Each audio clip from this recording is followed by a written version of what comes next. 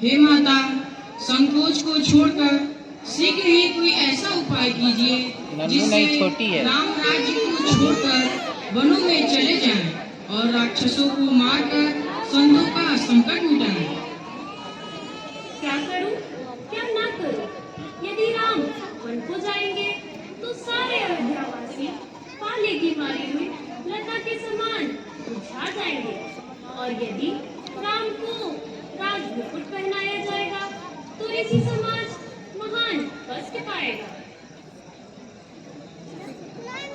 हे माता सरस्वती, आप इसका संकोच न कीजिए। राम पूर्ण राज्य में सुख है और न ही वनवास में दुख।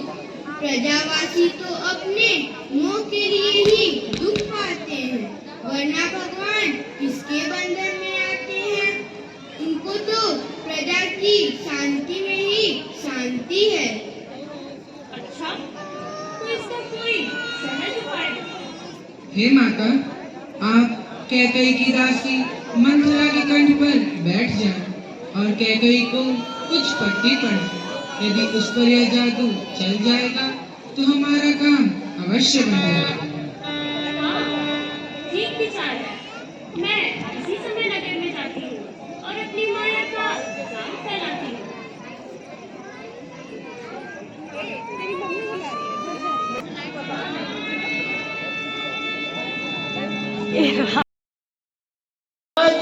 और दूसरे वरदान में राम को 14 बरस का वनवास।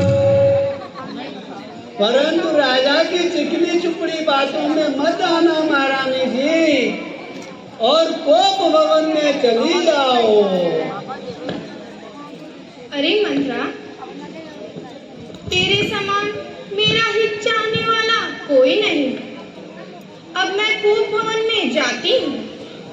जान से जाऊं मगर छोड़ू नहीं इस बार हट। देख लेना किस तरह से पूरी होगी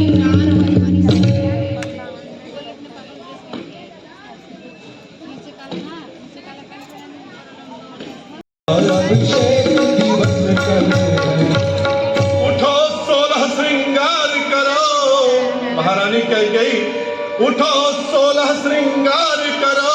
क्यों ढूली घुसरित हो रानी, क्यों ढूली घुसरित हो रानी। क्या संकट है, क्या पीड़ा है, क्या इच्छा है, बोलो रानी।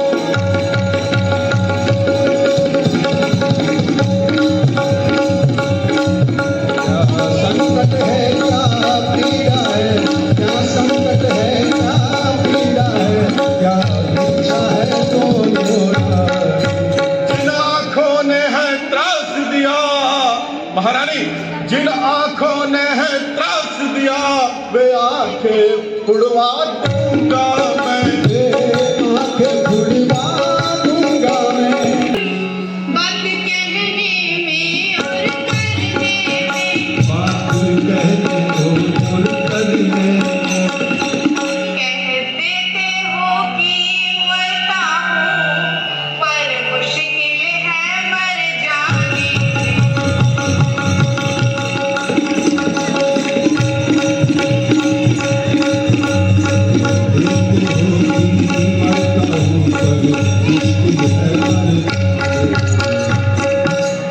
मैं कौन तुम्हारी होती हूँ? हे राजन, मैं कौन तुम्हारी होती हूँ?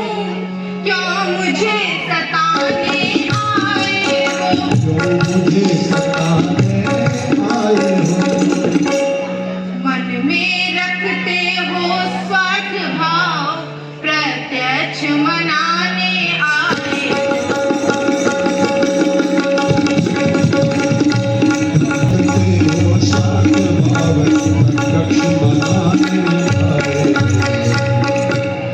इस जग में कौन हुआ किसका? हे राजन, इस जग में कौन हुआ किसका? सब मुँह देखे के नाते हैं, सब देखे के नाते हैं। है वही तुम्हारी प्राण प्रिया, जिससे पूरी